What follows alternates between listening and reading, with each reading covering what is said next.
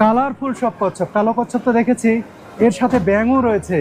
দেখুন তারা ব্যাঙ বিক্রি করছেন, তিব্বতীরা ব্যাঙও খেয়ে থাকেন। কত ধরনের খাবার এখানে বিক্রি হচ্ছে দেখুন, মুরগি এবং হাঁস দিয়ে কত ধরনের খাবার যে তৈরি করেন তিব্বতীরা।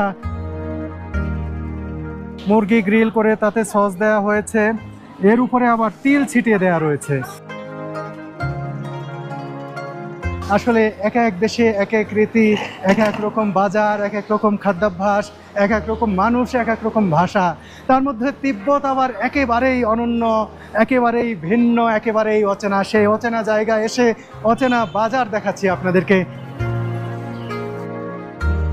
কত সুন্দর এই ভুট্টাগুলো, দারুণ, মানে রঙিন ভুট্টা।